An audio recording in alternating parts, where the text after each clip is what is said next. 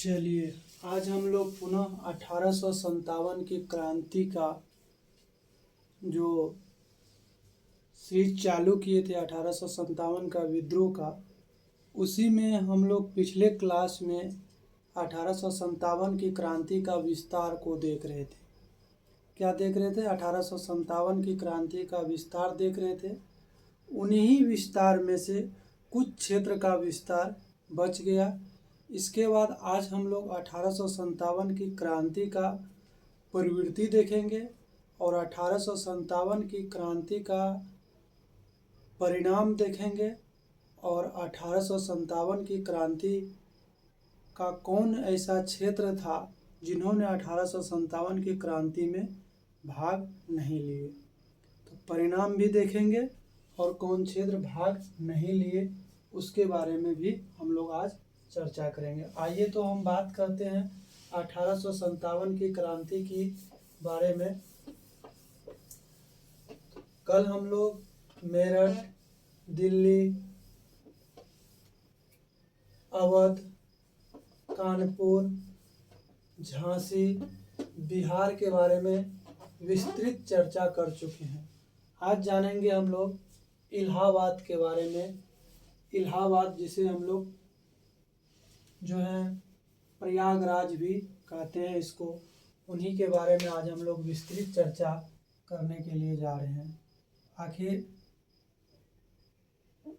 इलाहाबाद का नेतृत्व किसने किया?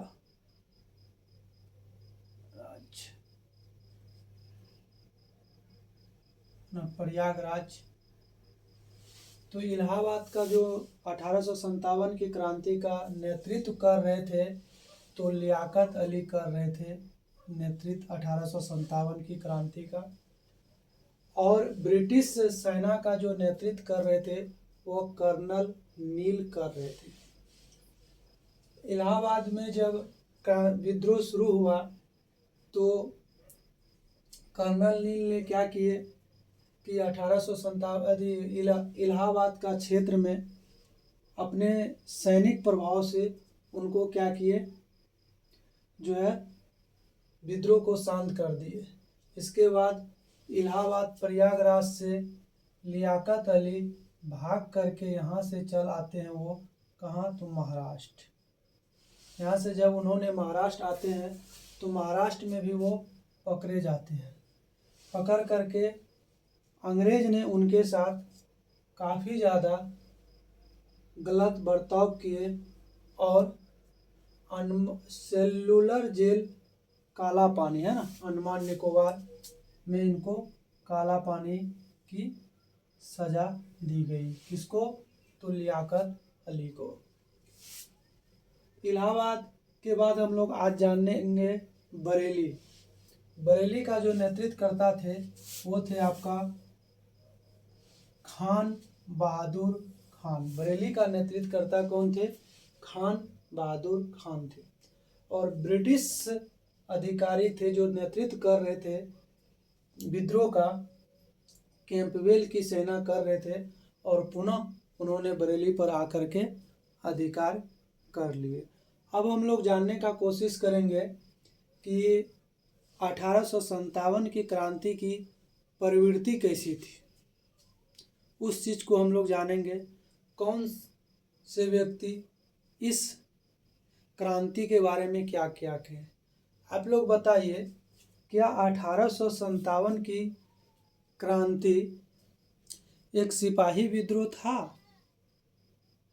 कि नहीं? जब आप इतिहास इसमें आगे पढ़ेंगे तो आप ये नहीं आपको बोलना है कि 1857 की क्रांति एक सिपाही विद्रोह था। क्या आप इतना विस्तार से पढ़ने के बाद जान चुके हैं 1857 की क्रांति ना तो सिपाही विद्रोह था ना ही स्वतंत्रता संग्राम था। तो आपको बताना 1857 की क्रांति सिपाही विद्रोह से ऊपर और स्वतंत्रता संग्राम से नीचे था। क्या वीर कुंवर सिंह 80 वर्ष के जो जगदीशपुर आरा से इस विद्रोह का नेतृत्व कर रहे थे, अंग्रेज के विरोध जो लड़ रहे थे, वो एक सिपाही थे? नहीं थे। क्या बेगम हजरत महल जो अवध का ओर से लड़ रहे थे कि वो सिपाही थे? नहीं थे। तो इस विद्रोह को हम लोग पूर्ण रूप से सिपाही विद्रोह नहीं कह सकते हैं। सिपाही विद्रोह किसने कहा? तो सिपाही विद्रोह अंग्रेज ने कहा, क्योंकि इस विद्रोह को छोटा दिखाने के लिए अंग्रेज ने सिपाही विद्रोह कहा कि अंग्रेज अपने देश में जाकर अपने राजा और रानी को बोलते थे छोटा मोटा सिपाही बदमाशी कर रहे थे, उसको हम लोग मृत्यु दंड देके फांसी की सज़ा पर चढ़ा करके और तरह तरह की याचना दे करके उस विद्रोह को दबा दिए। तो सिपाही विद्रोह कहना ये क्या हो जाएगा? छोटा हो जाएगा। तो सिपाही विद्रोह देखिए अंग्रेज के ही व्यक्ति थे आपका लॉरेंस और सिले। इन्होंने क्या कहा कि 1857 की क्रांति एक छोटा सा सिपाही विद्रोह था। इसको हम लोग सिपाही विद्रोह भी नहीं कह सकते हैं। अब दूसरा व्यक्ति आता है आउट्रम और टेलर। आउट्रम टेलर ने कहता है हिंदू मुस्लिम षड्यंत्र था। ये कैसा था विद्रोह? हिंदू और मुस्लिम का षड्यंत्र था। ये काफ़ी ज़्यादा इम्पोर्टेंट है, जो आपके एग्जाम में बार बार पूछे जाते हैं यहाँ से, है ना। इसमें आप स्टार का चिन्ह दे सकते हैं, जहाँ से क्वेश्चन बार बार पूछे जाते हैं। एक रिज हैं जिन्होंने क्या किया 1857 का विद्रोह, यह एक धर्म युद्ध है। क्या है? धर्म युद्ध है। और राष्ट्रीय विद्रोह की संज्ञा देता है इसका डिजरेली। डिजरेली ने कहा यह कैसा विद्रोह है? यह एक राष्ट्रीय विद्रोह है। दूसरा व्यक्ति आते हैं होम्स। इन्होंने कहा यह विद्रोह सभ्यता और बर्बरता का संघर्ष है। कैसा विद्रोह है? सभ्यता और बर्बरता का संघर्ष है। अब और आते वीडी सावरकर। इन्होंने कहा यह भारतीय स्वतंत्रता का प्रथम संग्राम था। वीडी सावरकर। एक और व्यक्ति आते हैं महान विद्रोह की संज्ञा देते हैं अशोक मेहता जैसे व्यक्ति आते हैं। इन्होंने कहा 1857 की क्रांति कैसी थी? एक महान विद्रोह था। अब हम जानेंगे एक आरसी मजूमदार है, उसका नाम ही है मजूमदार। उन्होंने क्या कह दिए? ना ये सिपाही थे, ना भारतीय स्वतंत्रता संग्राम थे, ना ही ये राष्ट्रीय विद्रोह थे। वो सब में ना ना ना लगा दिए। आरसी मजूमदार आकर ये बात बोल दिए। ये देखें हम लोग 1857 का विद्रोह जो था पूर्ण रूप से ना तो ये स्वतंत्रता संग्राम था और ना ही सिपाही विद्रोह था। आगे हम लोग देखेंगे क्या 1857 का विद्रोह पूरे भारत में था? नहीं, ये पूरे भारत में फैले हुए नहीं थे। अगर हम भारत का क्षेत्र पर नज़र डालते हैं तो ये ऊपर का भाग जो जम्मू कश्मीर का है, यह क्षेत्र भारत में जो 1857 का क्रांति में भाग नहीं लिए थे। ये जो आप देख रहे हैं पंजाब भी 1857 के क्रांति में भाग नहीं लिए। ये बड़ा क्षेत्र राजस्थान है, ये भी 1857 की क्रांति में भाग नहीं लिए। आपके लिए सबसे बहुत बड़ी इम्पोर्टेंट ये हो जाता है कि 1857 की क्रांति में कौन कौन सा क्षेत्र ऐसा था जिन्होंने भाग नहीं लिया। तो हम बात करेंगे दक्षिण क्षेत्र में जब आते हैं भारत का, यहाँ तो देखते हैं हैदराबाद का जो निजाम था, इन्होंने भी 1857 की क्रांति में भाग नहीं लिया। एक सबसे उत्तर भारत में जम्मू कश्मीर भाग नहीं लिए, पंजाब भाग नहीं लिए, राजस्थान भाग नहीं लिए। पाकिस्तान का जो सिंध प्रांत अभी वर्तमान में है, ये भी 1857 की क्रांति में भाग नहीं लेते हैं। और नेपाल का जो गोरखा रेजिमेंट थे, इन्होंने भी 1857 की क्रांति में भाग नहीं लिए। तो 1857 की क्रांति की जो प्रवृत्ति थे, कुछ ऐसा क्षेत्र था जिन्होंने वो पूर्ण रूप से भाग नहीं लिया। इस विद्रोह का प्रसार संपूर्ण भारत देश में नहीं हुआ। अगर इस विद्रोह का प्रसार संपूर्ण भारत में हो जाता तो हमारे भारत देश को आज़ादी 1857 ईस्वी में भी मिल जाता। तो इतना हम लोग को आगे पढ़ाई नहीं करना पड़ता। असहयोग आंदोलन, राष्ट्रीय कांग्रेस की स्थापना, सविनय अवज्ञा आंदोलन, इतना जो फेज था हम लोग को याद नहीं करना पड़ता, लेकिन हमारे भारत देश के शिक्षित वर्ग भी भाग नहीं लिए। और नर्मदा नदी के जो दक्षिण का जो क्षेत्र था 1857 की क्रांति में वो कम प्रभावित रहा। कौन नदी? नर्मदा नदी का जो दक्षिण का क्षेत्र था 1857 की क्रांति में वो भी काफ़ी कम प्रभाव में रहा। और आइए हम लोग देखते हैं कौन कौन से जो है व्यक्ति इस क्रांति में भाग नहीं लेते हैं। सिख समुदाय भाग नहीं लिया, निजाम भाग नहीं लिया 1857 का क्रांति में, सिंधिया, होलकर, सभी ये जितना है सिख है ना, सिख, निजाम, सिंधिया, होलकर, ये अंग्रेज का साथ दिए। आप लोग बोलते हैं जमींदार, जितने भी जमींदार थे वो अंग्रेज का वफादार थे, उन्होंने भी 1857 की क्रांति में भाग नहीं लिए। मात्र भारत देश का 1% जमींदार जिनको अपना पुत्र नहीं थे, दत्तक पुत्र थे, उन लोगों ने 1857 की क्रांति में भाग लेते। 1% जमींदार भाग लिए, ज़्यादातर जमींदार 1857 की क्रांति में भाग ही नहीं लिए। इसलिए हमारे भारत देश को जो है आज़ादी नहीं मिल पाई। अब जमींदार मात्र कितना प्रतिशत भाग लेते हैं? 1% भाग लेते हैं। शिक्षित वर्ग, क्योंकि उस समय शिक्षा का जो विधि व्यवस्था था वो सारे अंग्रेज के हाथों में था, तो हमारे भारत देश के जो भी शिक्षित वर्ग थे उन्होंने अंग्रेजों के प्रति वफादार बनकर रह गया और भारत देश में 1857 की क्रांति में इस क्रांति में भाग नहीं लेते। इस क्रांति में भाग लिया कौन सा? इस क्रांति में किसान और मजदूर वर्ग काफी ज्यादा बढ़ चढ़ करके भाग लिए थे। सबसे बहुत महत्वपूर्ण बात यह है कि इस क्रांति में आपसी जो सामंजस्य था, उस आपसी सामंजस्य का अभाव था। इस क्रांति में आपसी सामंजस्य था, उस आपसी सामंजस्य का क्या था? अभाव था। और ब्रिटिश के पास जो थे इस क्रांति में आधुनिक हथियार था, संचार का माध्यम था, रेल थे, डाक था, और हमारे भारतीय सैनिकों के पास भागने की रास्ता पैदल था, उसके पास सड़क भी था, गाड़ी भी थी, और भारतीय सैनिक को क्या था? ये सारी व्यवस्था नहीं थी जो 1857 की क्रांति में उन्हें क्या होती है? हार का सामना करना पड़ता है। आइए हम बात करते हैं, आधुनिक हथियार भी था अंग्रेज के पास जो भारतीय के पास नहीं था। सबसे बड़ी बात यह है इस क्रांति में एक कोई कुशल नेतृत्वकर्ता का अभाव था।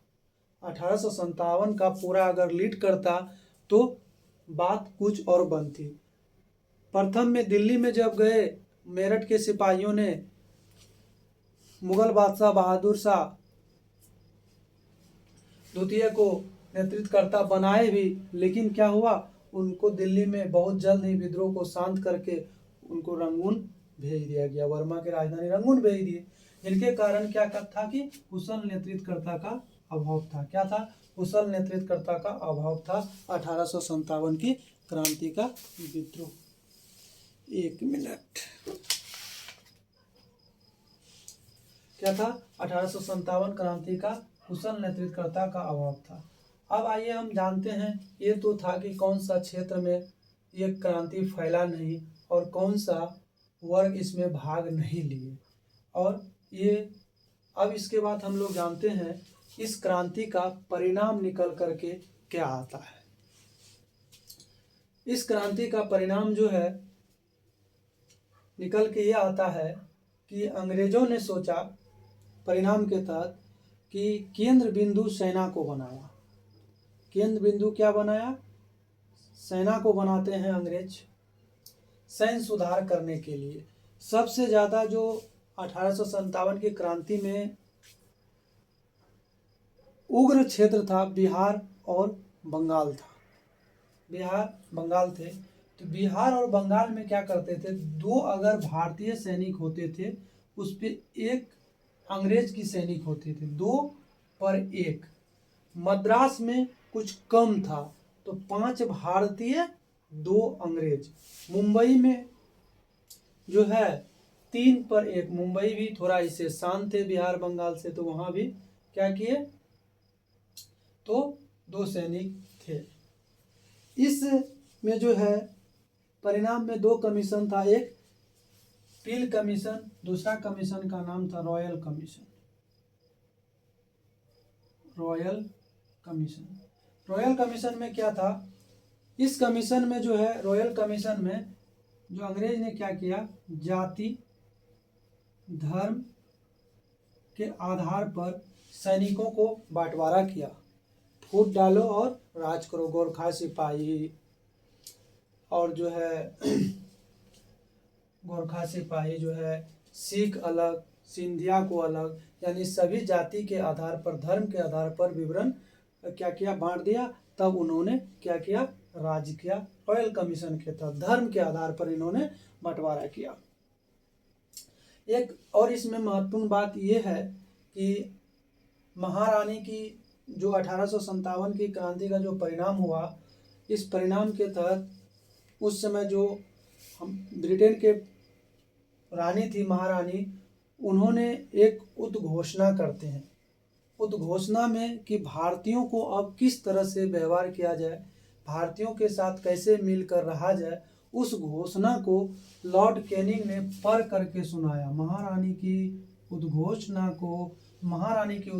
को जो है पढ़ कर जो सुनाया 1 नवंबर 1858 ईस्वी को, किसने, लॉर्ड कैनिंग ने। उस घोषणा में सबसे बड़ी बात यह थी, 1857 की क्रांति के बाद ईस्ट इंडिया कंपनी की जो शासन व्यवस्था था उनको वो पूर्णतः समाप्त कर देता है।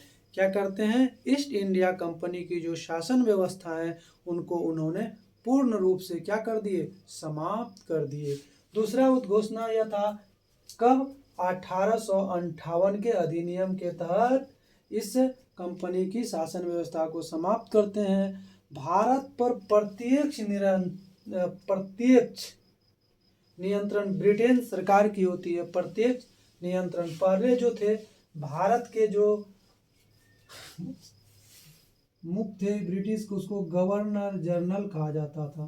प्रत्यक्ष नियंत्रण किसका हो गया, ब्रिटेन की महारानी की, और उसे गवर्नर जनरल का पोस्ट को समाप्त कर दिया। क्या किया, समाप्त कर दिया। भारत का वायसराय बना दिया। क्या कर दिए, भारत का वायसराय बना दिया। और देशी रियासत से अंग्रेज ने मिल करके रहा। क्या आपको लगता है 1857 की क्रांति के बाद अंग्रेज सामाजिक धार्मिक सुधार कम किए होंगे या अधिक, बताइए आप लोग। 1857 की क्रांति के बाद अंग्रेज धर्म सुधार और सामाजिक सुधार ज़्यादा किए होंगे, कम।